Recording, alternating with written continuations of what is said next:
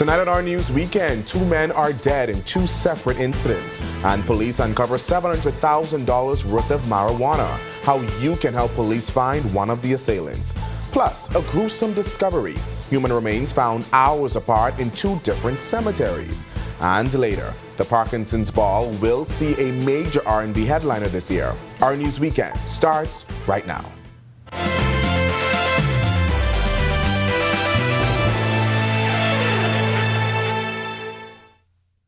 Welcome to our news, the weekend edition, and thanks for joining us. I'm Berthany McDermott, sitting in for Megan Shepard. 2 early morning shootings ending in tragedy this morning, killing a 27-year-old man and a juvenile boy and resulting in a $700,000 marijuana fine. In the first incident, police tell us the victim was inside a yellow elder home talking with his sibling when they heard a knock at the door. When he answered the door, police say a man known to the family pulled out a firearm and shot him multiple times, killing him. That killing takes the murder count to 44. Police Press Liaison Officer Chief Superintendent Chrislyn Skippings. He succumbed to his injuries on scene. We do know who the suspect is in this matter, and at this time we are aggressively in search of him. The second incident was an armed robbery gone wrong. Police tell us around the same time this morning, a man knocked on the door of a Royal Palm Estate subdivision home. When the 41-year-old man opened the door, the gunman forced himself inside along with his accomplice, forcing the man and woman on the ground. The owner confronted the suspect, ending in a struggle. The male homeowner, in an effort to protect his home, had an encounter with the suspect and was able to disarm that suspect, who was shortly thereafter joined by a second suspect armed with a firearm. The homeowner was able to utilize that weapon and he struck the first suspect multiple times. He was taken to hospital where he later succumbed to his injuries. Skipping says the 36-year-old woman was also injured during the gunfire and is also in custody. Police also found 700 pounds of marijuana at the home at an estimated street value of $705,000. The homeowner was taken into custody. Crime scene investigators also looking into the second discovery of human remains at a public cemetery, this time on Abundant Life Road. Police tell us around 1 p.m. Saturday, they were told unknown people disposed of a body within the Old Trail Public Cemetery. Officers said they found a black body bag with a decomposed body inside, along with other human remains. This latest finding comes hours after skeletal remains were found in a shallow grave at the Fox Hill Cemetery Friday night. The remains were taken to the RAN lab where a post-mortem exam will be conducted. Well, in the wake of revelations by Works Minister Clay Sweeting regarding American Airlines' purported threat to discontinue service on their North Eleuthera route without airport upgrades, Tourism and Aviation Minister Chester Cooper is casting doubts. Speaking to reporters earlier this week, Minister Cooper refuted the notion that such ultimatums were issued, asserting his confidence that discussions with the airline did not transpire in that manner. Moreover, Cooper reaffirmed government's commitment to completing the airport upgrades by year's end. We have a very cordial relationship with American Airlines. They provide 30% of the traffic to the country, and we continue to grow routes with them. They have, I believe, 4 or 5 flights a day, sometimes coming into North Eleuthera from Charlotte and Florida and elsewhere. We have now Miami to Governor's Harbor, but we have flights to Freeport and Exuma, and of course to Nassau direct on American Airlines. During his address at the recent Eleuthera Business Outlook, Minister Sweeting, who represents Central and South Eleuthera, said the expansion of the airport will require a $6 million injection. The planned upgrades fall under government's broader airport renaissance project, aiming to revitalize multiple airports across the Family Islands. Minister Cooper telling our news cabinet has already greenlight funding for the terminal. This is the second busiest airport in the country, and I always point out that we are decades behind in terms of infrastructural development in our country. and I believe the term I use is that we've been caught behind the 8 ball as it relates to airport developments and the development of other infrastructure all across the islands. And I am simply delighted that we are about to accelerate the pace of airport developments. Former tourism minister and businessman Dionisio Diagler is throwing his weight behind a possible public-private partnership aimed at securing investment capital and expertise for Bahamas Power and Light. In a recent interview with Our News, Diagler asserting the power company would undeniably benefit from such a collaboration. The former cabinet minister said lack of capital within the government to enact the necessary changes underscores the urgency of involving private investors to drive progress. You need private investment in these companies to provide them with sufficient capital in order for them to reinvent themselves.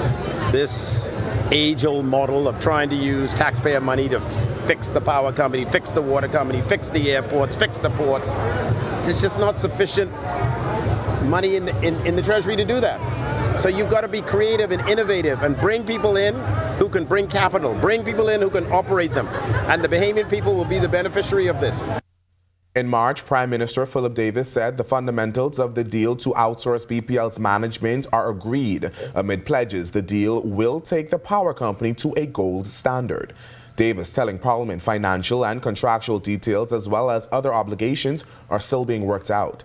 Diagler doubling down on his support for BPL's privatization, pointing to several successful PPPs. We've done Nassau Cruise Port successful. We've done the commercial port, Arawak ports. That works very well. We've done the dump. That works very well.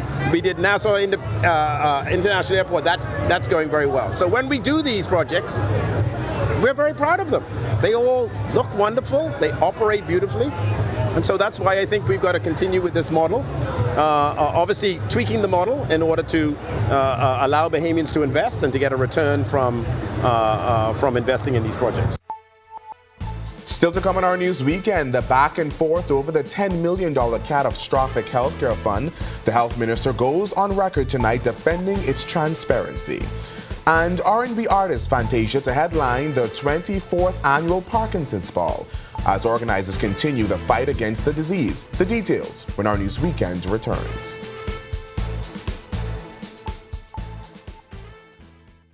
Are you or a loved one under medical care? Do you need affordable medical supplies? Ports International is the largest home healthcare supplier. Medical supplies at the very best price, and you can even shop online.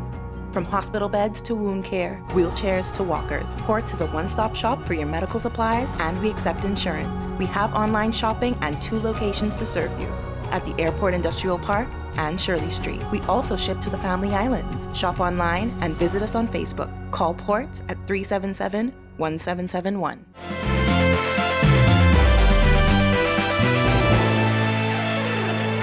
The $10 million Catastrophic Healthcare Fund coming into focus this week as Health and Wellness Minister Dr. Michael Darville now on the defense over claims there's no transparency.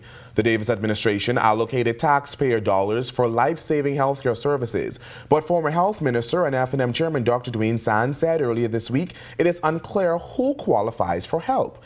Dr. Darville defending the fund, saying the program has helped many, adding it will eventually be audited.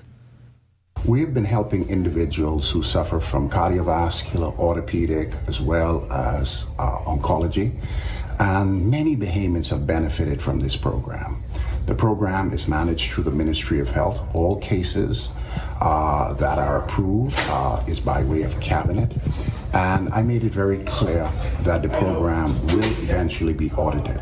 And so I am pleased with what we have done so far with the program and the many hundreds of poor people who have benefited from the program. While Dr. Darville says many have benefited, Dr. Sands says it is unclear the amount of times one person can benefit from the program. Still on the defense, Dr. Darville calling criticism from the former health minister shocking. He's been sending patients to us who are in need of catastrophic intervention, and as a direct result of the catastrophic intervention, it comes from my catastrophic line. And so we're an open book. These are public funds, and the Bahamian people can rest assured that they are not only handled transparently, but also very much accounted for, and we will continue to provide these services, these life-saving services, to the Bahamian people. The King Door National Parkinsons Foundation is gearing up to host its 24th annual charity ball. The event is set for Saturday, June 29th at Bahamas Grand Ballroom. Foundation President Mavis Darling-Hill says they've pulled out all the stops to make sure this year's ball is like no other, with a special performance by Grammy Award-winning artist Fantasia Barrino. The room is going to be beautifully decorated. We are getting, the ambience is going to be fantastic. We're getting flowers from all over the world, and it's going to be sent to a company we deal with in Florida, and they will send it to Nassau for us. And so we're looking at a fantastic good time. Not only to have a party, yes, it's a party, but it's a party with a vision, with a plan, okay? We want people to understand that is going to be where persons are going to say, wow, we didn't realize all these things happen with the human body. Darling-Hill says they're hoping to raise $100,000 from the event. The funds will go towards alleviating the burden on those diagnosed, their loved ones, and their caregivers, while advancing research towards a cure for Parkinson's disease. Tickets can be purchased at Kerry's Fabric Store, Signature Style on Marathon Road, and Bijou Classique in Palmdale. Event coordinator Samantha Barrett says they're looking to attract some 600 guests, and she's encouraging you to get your tickets today. The evening will come alive with captivating performances by the renowned Royal Bahamas Defense Force Band and the popular rhythm band. We also have guest artist Fantasia, who will be joining us as a part of our lineup for the evening. We are expecting to have an unforgettable evening, and we're asking the public to purchase those tickets early. When our news weekend comes back from the break, an investment in humanity. Bahamians showed up in droves for the 80th Red Cross Fair, despite competition with another major event. We've got highlights. We take you to beautiful Exuma for the National Regatta, and our nation's top athletes hit the track in China. Our sports is next.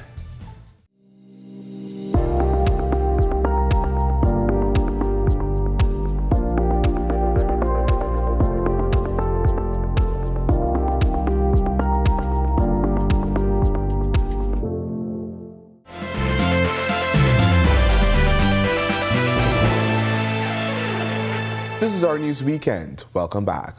The Red Cross recently held its annual fair at Arawaki, commemorating the event's 80th year. Our Jean Joseph was at this year's event and tells us more about the organization's ongoing work in the community. The Red Cross Fair, eagerly awaited by Nassau residents each year, faced stiff competition from the Exuma Regatta, which enticed many with its weekend festivities. Despite the challenge, Bahamas Red Cross President Edison Sumner expressed gratitude for the consistent support the organization receives for the fair and its other initiatives. President Sumner emphasized that supporting events like the Red Cross Fair is an investment in humanity, highlighting the importance of community backing. When you support this event like the Red Cross Fair, you are really supporting so many families in our country, not just here in the province, but across the country. So every single dollar we raised goes back into our social programs, goes back into our disaster management programs, it goes back into operations of the Red Cross Society. So every dollar that's spent is a dollar that's well spent. It's an investment in humanity. Among the attendees were Governor General Cynthia Pratt, who officially opened the fair at 3 p.m., and Police Commissioner Clayton Fernanda, who also joined in the celebrations. Fernanda stressed the significance of supporting the Red Cross due to its deep-rooted connections within the community. The police chief, reflecting on his decision to prioritize the Red Cross Fair over the Exuma Regatta, expressed his commitment to building a better nation. The Bahamas Red Cross is so significant for the growth of our community. Each and every community, they support us in a big way. I was scheduled to go to Exuma during the regatta. I said, no, I didn't realize that the two collided, but I said I will support the Bahamas Red Cross. The Bahamas Red Cross, renowned for its mobilization during natural disasters, extends its mission beyond crisis response, serving as a vital support system for communities nationwide. It offers assistance to the elderly and less fortunate residents who rely on its daily aid. Sumner noted that while the organization's programs come with a significant cost, support doesn't necessarily have to be financial. He reiterated that backing events like the Red Cross Fair is an investment in humanity. Even if you don't have the funds, we can still use your volunteerism, right? You can come and volunteer yourself as a part of our support network. So money is always important for us because it meets the needs that we've got. But if you don't have the money, then you can certainly support your time and talent to us as well. Reporting for Our News, I'm Gene Joseph. Thanks, Gene. The Exuma National Regatta comes to a close, and we catch up with some of our track and field athletes. Tej Adderley is here with our sports. Thanks, Berthany. Good evening. I'm Tej Adderley here with your weekend sports. The National Family Island Regatta ended yesterday in beautiful Exuma. We have your winners. The nation's best competed in the National Family Island Regatta in scenic Georgetown, Exuma this past week. Sugarloaf, captained by Finley McKinney Lambert of Eleuthera, won the E Division. Lady Anna Marie, skippered by Colin Cartwright II from Long Island, came second, and Lady Kayla, skippered by Joss Knowles from Exuma, came third.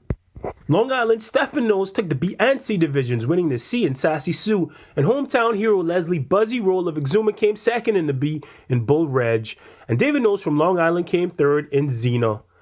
Knowles won the B division and Susan chased the fifth. David Gale came second in Lonesome Dove, and Joss Knowles, he came third once again in Tarian. And in the A class, Stephen Knowles took that division in Running Tide. Silent Partner and skipper Buzzy Roll came second, and Liam Bristol of Ragged Island came third in the Ed Sky.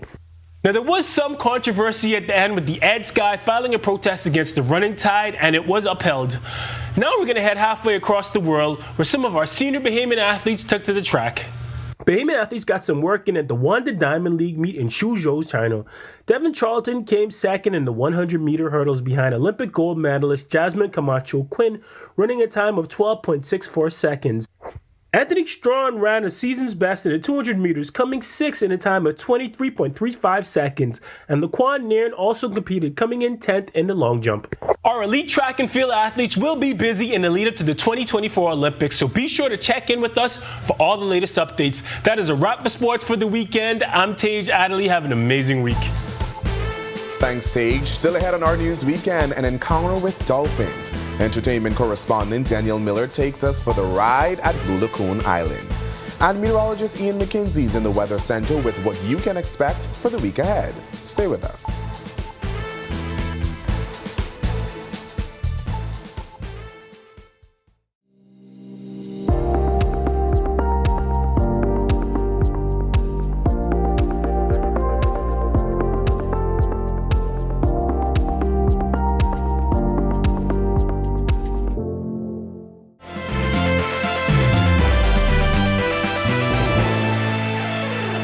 Welcome back to Our News Weekend. Wondering what this week will look like weather-wise? Well, meteorologist Ian McKinsey is in the Weather Center with the answer. Ian. Thanks, Berthany, and good evening, Bahamas. Here's your look at your forecast. Currently outside our studios, we're under a few clouds and warm with a temperature of 77. Winds are from the east-northeast at 10 miles per hour. Comfortable feels like temperature also 76. Current temperatures across the country at this time in our nation's second city, Freeport. We have 74 also in Marsh Harbour, 75 in Allenstown and Governor's Harbour, Eleuthera, trio of 77s in Great Harbour Key, the capital, and in Nicholstown, Andros.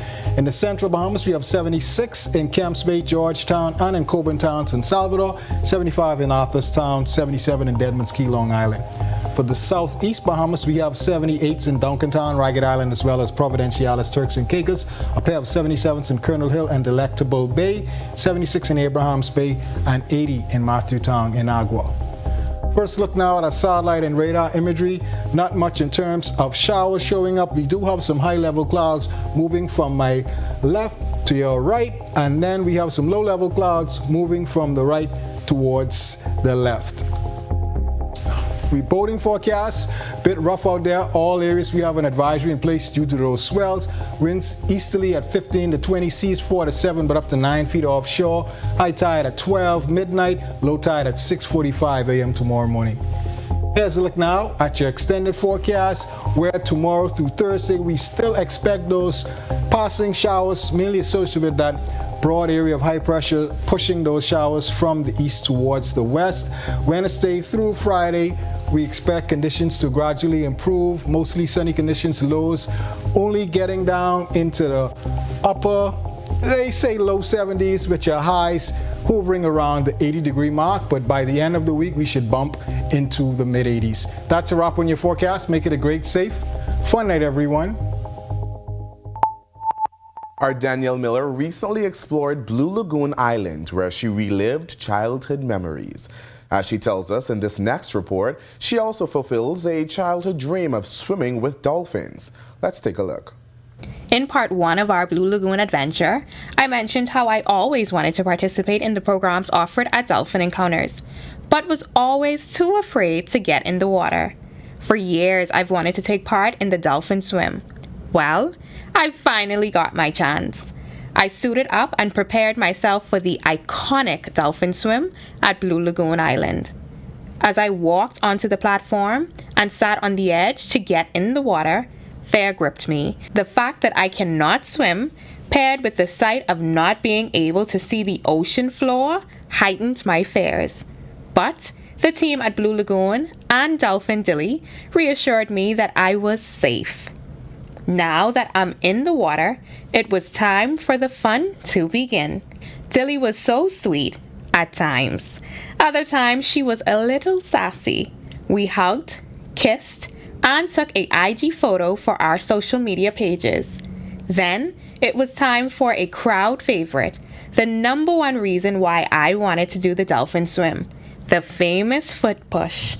This experience was everything I imagined and more.